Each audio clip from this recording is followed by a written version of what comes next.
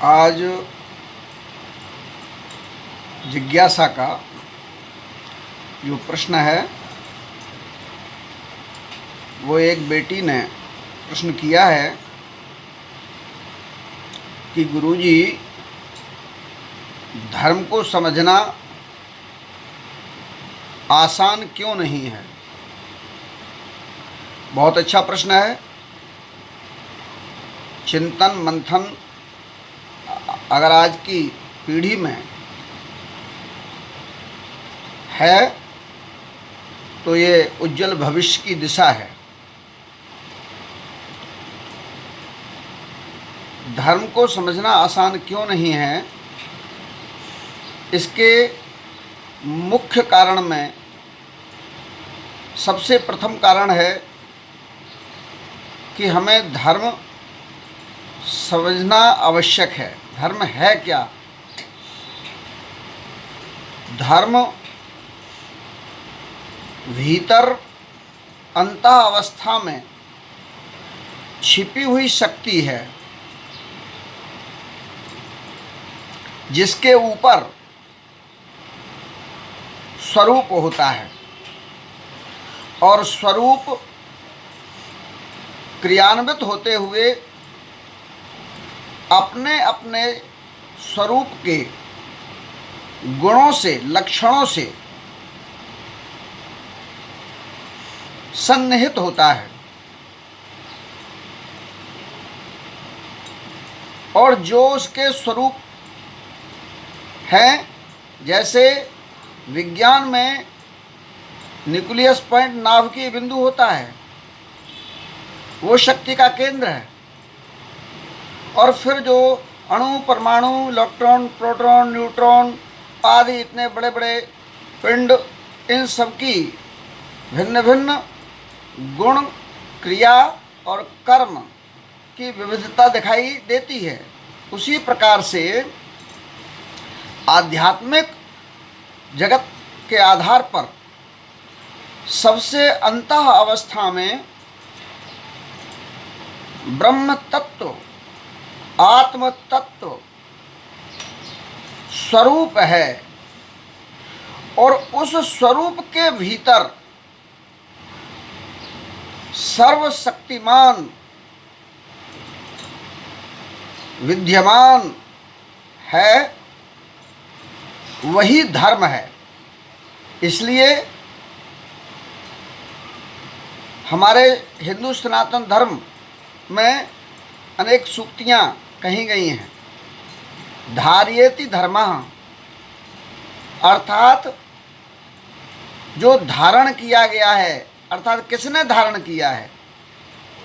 जैसे शरीर के ऊपर वस्त्र धारण किए जाते हैं, ऐसे ही ये जो हमारा आपका शरीर है, इसके भीतर बहुत सारी चीज़ें हैं। तो एक के पीछे एक जो भीतर छिपा हुआ स्वरूप है वह धर्म है। और सबसे भीतर छिपा हुआ जो स्वरूप है वह तत्त्वमसि, अहम ब्रह्मास्मि आदि आदि रूप में परात्पर परमात्मा की सर्वशक्तिमानता धर्म है। इसलिए ये कहा जाता है, रामो धर्मोवान विग्रह। राम अर्थात रमण करने वाली शक्ति, ऊर्जा, संक्रियात्मक रूप से शरीर को संचालित करने वाली शक्ति, जिससे ये सब संचालित हैं। इसलिए कहा जाता है धर्मो रक्षति रक्षिता। अर्थात क्या धर्म की भी रक्षा करने की जरूरत है, क्योंकि ये कहा जाता है कि धर्म की रक्षा करो तो तुम्हारी रक्षा धर्म करेगा। अर्थात धर्म दो प्रकार के हो गए। जब एक धर्म की रक्षा करने की जरूरत है तो कोई न कोई दूसरा उससे लड़ने वाला होगा जिससे रक्षा करनी होगी। अर्थात विविधताओं के कारण भय और भ्रम उत्पन्न होता है, जिसकी वजह से समझ में नहीं आता कि धर्म क्या है। जैसे एक प्याज देखा ही होगा, बंद गोभी देखी होगी, उसके बाहर के स्वरूप में दुकान से देखते हैं प्याज दे दीजिए, गोभी दे दीजिए, अर्थात उनके गुणों को देखा है, चखा है, जाना है और उसकी चाहत करते हैं, इच्छा पैदा करते हैं। वो इच्छा अंदर मन से पैदा हो रही है, अर्थात मन भीतर धर्म है जो उसको खरीदने के लिए, उसको लेने के लिए, ग्रहण करने के लिए कर्म करा रहा है। पत्ते को एक एक को हटाते जाइए, प्याज को या गोभी के को, तो आप देखेंगे भीतर सब हट जाने के बाद तो क्या मिलेगा? केवल शून्य आकाश, खाली रिक्त। तो जिसे विज्ञान में न्यूक्लियस नाभिकीय बिंदु कहा है, उसी को धर्म अध्यात्म में निर्गुण निराकार सर्वशक्तिमान परमात्मा कहा गया है। अर्थात जितने भी स्वरूप हैं उसके ऊपर एक पत्ती, दूसरी पत्ती, तीसरी पत्ती जो चढ़ी है और स्वरूप बन गया है, लेकिन इसके पीछे, सबसे पीछे शक्ति केंद्र, जैसे विज्ञान की दृष्टि से नाभिकीय न्यूक्लियस पॉइंट, ऐसे ही परमात्मा आध्यात्मिक दृष्टिकोण में। उसके कारण वह जब तक धारण करती है, इसलिए हमारी आत्मा जब तक इस शरीर को धारण करती है तब तक वह कर्म रूप में ये धर्म कर्म बन जाता है, अर्थात धर्म कर्म कहलाने लगता है। लेकिन इसके भीतर क्या क्या और छिपा हुआ है। जो शक्तिमान होता है इसीलिए धर्म की स्थापना करता है। हमारे यहाँ धर्म ग्रंथों में अलग अलग देश, काल और परिस्थितियों में जो आरोपित धर्म हैं, अर्थात एक के ऊपर एक चढ़ाए गए, जैसे पर्थ हमने अभी बताया, उदाहरण दिया था प्याज और गोभी का, एक के बाद एक, एक के बाद एक, और वो जो बाहरी स्वरूप है वो कर्म के रूप में, स्वरूप के रूप में दिखाई देता है। लक्षणों के आधार पर जाना जाता है, लोग उसको उसी के आधार पर देखते हैं, स्वरूप के आधार पर देखते हैं। तो सतयुग, त्रेता, द्वापर, कलयुग में अलग अलग स्थितियों में जो कर्म पहले धर्म था वो अधर्म हो गया, और जो अधर्म था वह धर्म हो गया।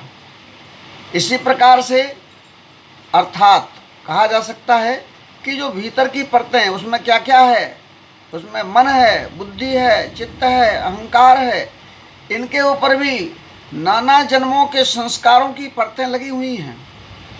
तो ये बाहर कर्म के रूप में दिखाई देती हैं। तो भीतर के स्वरूप को जानना आसान नहीं है। किसी के भी स्वरूप को, अपने ही स्वरूप के भीतर के स्वरूप को नहीं जान पाते हैं। इसलिए धर्म अंतः अवस्था है, वह अंतः शक्तिमानता है। आज लॉकडाउन में लोग हैं, एक शासन के आदेश के आधार पर, जब धर्म ये था कि अपने कर्म को बखूबी निभाइए, लेकिन आज यही धर्म है कि आप लॉकडाउन में अपने घर के भीतर रहें। धर्म की परिभाषाएं कानून में बदलती रहती हैं, कानून बनता रहता है, बिगड़ता रहता है। आज जो धर्म है वही धर्म भी भिन्नता पैदा करता है। एक तालाब में, सरोवर में मछली चुनाने वाले भिन्न भिन्न लोग दिखाई देंगे, कर्म एक ही दिखता है, लेकिन उनके भीतर एक ग्रह शांति के लिए मछली चुना रहा है, एक अपने परिवार के पोषण के लिए मछली पकड़ने गया है, वह भी दाना चुना रहा है, एक जीवात्मा की शांति के लिए उस आध्यात्मिक सोच से, दृष्टिकोण से मछली चुना रहा है। सबके अपने अपने निज धर्म दृष्टिकोण हैं, जिनके आधार पर एक दूसरे के लिए पाप और एक दूसरे के लिए पुण्य की दिशा बनाते हैं। इसलिए पाप और पुण्य की परिभाषाएं बदलती रहती हैं। न्यायालय में भी न्यायाधीश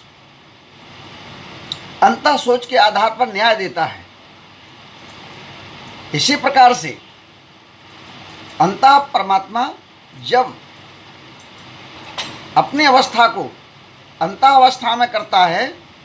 आत्मा अंतावस्था में जब जाती है तो बाहरी जो संकल्प शक्तियाँ मन में थीं, बुद्धि में विचार थे, वे सब नष्ट हो जाते हैं। क्योंकि सबका धर्म किससे पालित हो रहा था? उस आत्मशक्ति से, उस सर्वशक्तिमानता से।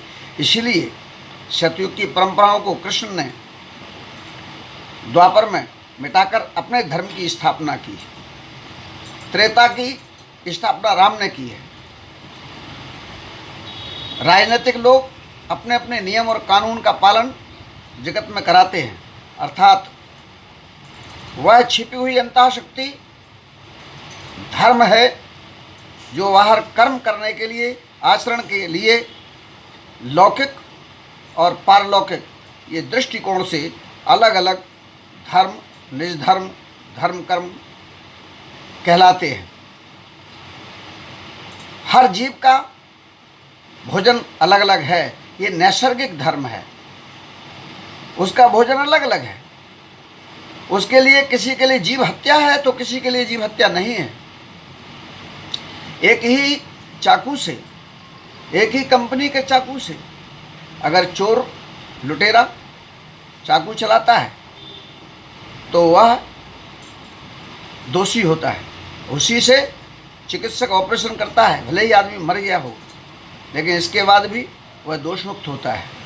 तो विचार अंतः छिपे हुए हैं, तो छिपे हुए विचार धर्म है और बाहर किया गया कर्म भेद है। इसलिए भ्रम पैदा होता है।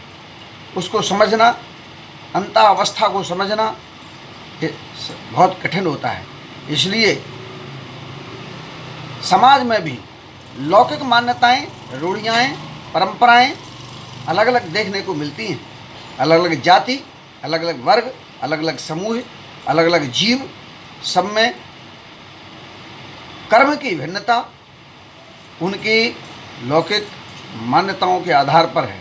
लेकिन इसके बाद भी लोगों को जानते हुए भी कि यह हमारा धर्म है, यह हमारा कर्म है, इसके बाद भी भीतर की परतों में काम, क्रोध, लोभ, मोह, मत्सर, अहंकार, पूर्वजन्म के संस्कार, ये सब जब शक्तिमानता को दर्शाते हैं तब मनुष्य बाहरी सभी लौकिक मान्यताओं के धर्मों को मिटा देता है। ऐसे ही मिटा देता है जैसे आत्मा सारे शरीर, संचित कर्म, संचित संपत्ति, परिवार, सबको एक साथ अपने आप को अपने धर्म पर आती है, स्वधर्म पर आत्मा आती है, अपने स्वतंत्रता में आती है, अपने मुक्त स्वरूप में आती है, तब ये सब कुछ नष्ट हो जाता है। वो शत धर्म है। वो शत धर्म ऐसे ही ये जिस समय काम, क्रोध, लोभ, मोह की आग भड़कती है तब वह बाहर के इन आरोपित धर्मों को मिटा देती है और लोगों से अपने निज कर्म की ओर प्रेरित करती है। तब दूसरे लोग जिन मान्यताओं से, जिस धर्म की बात करते हैं, उनसे विपरीतता जब मिलती है तो युद्ध छिड़ता है, लड़ाई छिड़ती है, संघर्ष होता है। इसी प्रकार से तमाम प्रकार के धर्मों का स्थापन हुआ जो एक दूसरे के पर धर्मों भयावह इन्हीं कारणों से हैं, क्योंकि अंतःशक्ति का ज्ञान जब हमें अपना ही नहीं है, अपने ही भीतर छिपे हुए उन सारी शक्तियों का ज्ञान नहीं है जो धर्म है, जिसके आधार पर धर्म की दृढ़ता, धर्म की मजबूती, उसकी शक्तिमानता आगे कर्म को स्वरूप देती है और कर्म की यह भिन्नता भ्रम पैदा करती है। इसलिए हम उस धर्म को समझने में नाकाम रहते हैं। इसलिए धर्म समझने में कठिनाई है। कर्म, धर्म दोनों इतने संयुक्त हैं, योग स्वरूप में हैं कि इनकी अवस्थाओं को अलग अलग, दूध में जैसे पानी मिल जाता है ऐसे इनकी अवस्थाओं को अलग अलग नीड़ क्षीर विवेक की तरह समझ पाना कठिन होता है। अप्रत्यक्ष रूप से धर्म प्रत्यक्ष रूप से कर्म की दिशा देता है और एक ही प्रकार के कर्म के फल की भिन्नता भ्रम पैदा करती है। तब हमें ये लगता है कि यह अधर्मी कितना फलित हो रहा है और ये जो है धर्मवान कितना दुखी हो रहा है। बहुत सारी ऐसे उदाहरण हैं जिनसे भ्रम पैदा होता है, इसलिए धर्म को समझने में आसानी नहीं है। और मुझे बहुत खुशी है कि आज के बच्चे अगर इस प्रकार का प्रश्न करते हैं, और भी हम अपेक्षाएं करेंगे, हम लोगों के चिंतन मंथन के लिए ये विषय वस्तुएं बनेंगी और निश्चित रूप से भारत विश्व गुरु की श्रेणी का अपने स्वरूप को आगे बढ़ाएगा। साधुवाद, धन्यवाद।